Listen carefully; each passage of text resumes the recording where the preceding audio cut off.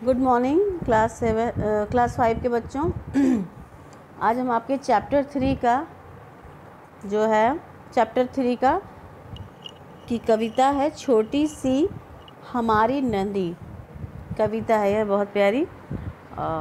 इसका अर्थ पढ़ेंगे, ठीक है।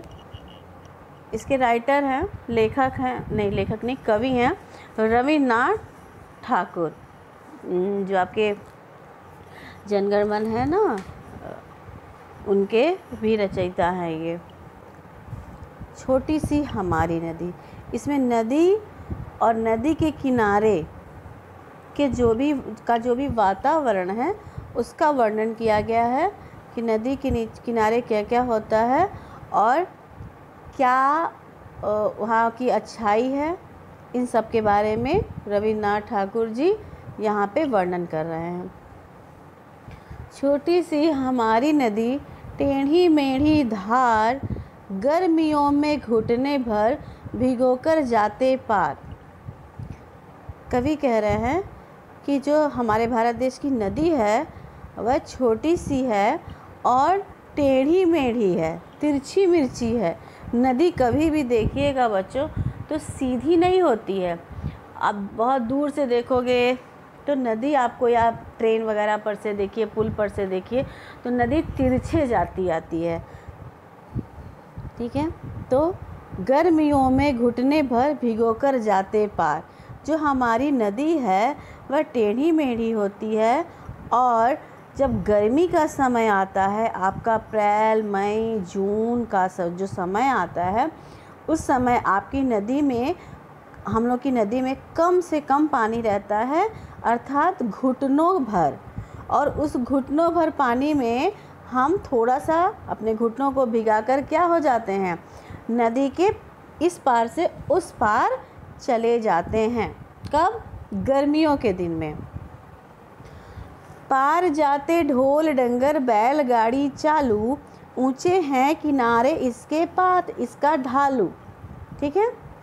इस घुटने भर पानी वाली नदी में क्या होते हैं?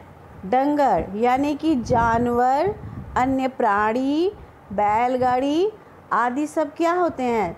आते जाते रहते हैं, चालू रहते हैं। जब तक इसमें का पानी, किसमें का? नदी में का पानी कम रहता है, तब तक लोग या जानवर या अन्य प्राणी आराम से पार करते जाते हैं। ऊंचे हैं किनारे इसके पाट इसका ढालू। इस जो नदी का पाट है, किनारा है, वह ऊंचा ऊंचा है। नदी का किनारा देखे हैं ना, नदी का सबसे किनारा वाला भाग, यहाँ पार और उस पार, ये दोनों बहुत ही ऊंचे ऊंचे होते हैं। और इसका जो पाट, जो नदी के अंदर घुसने का जो रास्ता है, वह क्या है? ढलान है, ढालू है।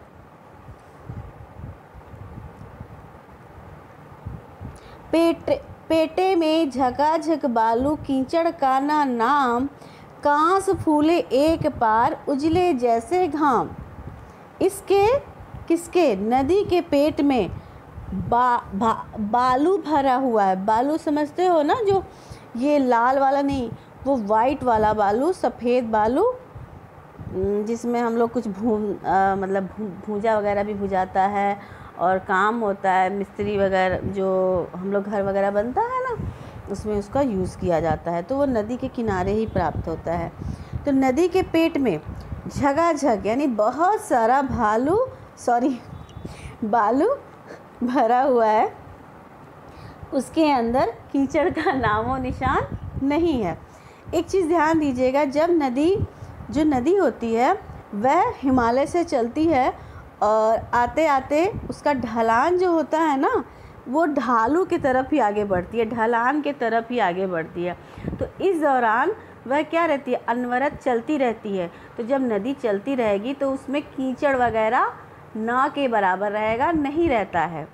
तो नदी में बालू भरे हुए हैं, कीचड़ नहीं भरी हुई है, कीचड़ का नामो निशान नहीं है। और नदी के किनारे किनारे कांस फूले एक वृक्ष होता है, ठीक है। वह वृक्ष ऐसे प्रतीत हो रहे हैं नदी के किनारे, नदी के उस पार में, एक पार में, कि जैसे वो धूप की तरह उजला उजला खूबसूरत प्रतीत हो रहा है। घाम का अर्थ होता है धूप। तो वह कांस के जो पेड़ हैं फूले हुए हैं और बहुत ही खूबसूरत प्रतीत हो रहे हैं। नदी के किनारे जो भी पेड़ वगैरह होते हैं उनका वर्णन किया गया है। तो अनेक तरीके का अनेक किस्म के पेड़ होते हैं, उन्हीं का वर्णन किया गया है। दिन भर किचपिच करती मैना डार डार, रातों को हुआ कर उठते सियार। नदी के किनारे जो पेड़ होते हैं उन पेड़ों पर दिन भर मैना और अन्य चिड़ियाँ आवाज़ करती रहती हैं, घूमती फिरती रहती हैं, इधर उधर मंडराती रहती हैं। और दिन भर तो चिड़िया मंडराती हैं, पानी वानी पीती हैं, खाती पीती हैं, घूमती फिरती हैं, मौज मस्ती करती हैं। लेकिन रातों को वहाँ पे क्या हो जाता है, जंगली जानवर लोग आ जाते हैं। उन जंगली जानवरों में सियार आ जाते हैं, पानी पीते हैं और वहाँ पे आवाज़ करते हैं हुआ की। अमराई दूजे किनारे और ताड़वन, छाहो बामनी टोला बसा है सघन। नदी के किनारे किनारे अमराई नामक पेड़ जो है बन गए हैं, उपज गए हैं बड़े बड़े से, और ताड़वन भी वहाँ पे उत्पत्ति हो गई है। ताड़ का जो पेड़ होता है ना, वो पिया जाता है, उसको लोग नशीले पदार्थ में बनाकर पीते भी हैं, उसका पंखा वगैरह में भी यूज़ होता है। तो उनको हम लोग ताड़ का पेड़ कहते हैं। तो एक पेड़ नहीं, वहाँ ताड़ का वन ही बन जाता है, ठीक है। और अमराई जैसे पेड़ एक नहीं अनेक तरीकों के पेड़ वहाँ पर नदी के किनारे उपज जाते हैं और पानी और मिट्टी पा करके वह बहुत ही बड़े बड़े हो जाते हैं और सघन हो जाते हैं, ठीक है। उन्हीं के छाहों यानी कि उन्हीं की छाँव में ब्राह्मण टोला क्या हो जाता है, वहाँ पर बस जाता है, बहुत बड़ी बस्ती अपनी वहाँ पे स्थापित कर लेता है, ठीक है। ब्राह्मण टोला का तात्पर्य है कि ब्राह्मण भी और अन्य जाति के लोग भी नदी के किनारे अपना घर बना करके, नदी के किनारे जो पेड़ जो बने हैं, जो वहाँ पे उपजे हैं, लगे हैं, उन पेड़ों के छाँव में अपना घर, अपनी झोपड़ी बना करके रहता है और अपना विकास करता है। वैसे भी हमारी जो नदी घाट सभ्यता है वह नदी के किनारे ही उत्पत्ति हुई है हमारी सभ्यता की, ठीक है। कवि आगे बोल रहे हैं, कच्चे कच्चे धार कछारों पर उछल नहीं ले, कच्चे बच्चे धार कछारों पर उछल नहीं लें, गमछो पानी भर भर अंग अंग पर डाले। जो छोटे छोटे बच्चे हैं वह पानी के उछाल पर क्या कर रहे हैं, खेल रहे हैं, कूद रहे हैं, मज़े ले रहे हैं उसके। और गमछा में जो अंगोछा होता है, हम लोग जेंट्स लोग गर्दन पे डालते हैं उसको, ठीक है। उस गमछे में पानी भर भर करके क्या कर रहे हैं, एक दूसरे पर, अंगों पर, शरीर पर डाल रहे हैं, नहा रहे हैं, मौज मस्ती कर रहे हैं। कभी कभी वे सांस सकारे निपटा कर नहाना, छोटी छोटी मछली मारे आंचल का कर छाना। कभी कभी वह नहा धोआ कर अपने घर का सारा जब काम कर लेते हैं तो वह क्या करते हैं, छोटी छोटी मछलियों को ले आते हैं, अपना जो हथियार होता है और आंचल यानी कि पानी, कोई वस्त्र ला करके उन मछलियों को उसमें छान लेते हैं और उसको, मछली को क्या करते हैं, खाते पीते हैं, ठीक है। बहुएं लोटे थाली मांजती, रगड़ रगड़ कर रेती, कपड़े धोती घर के कामों के लिए चल देती।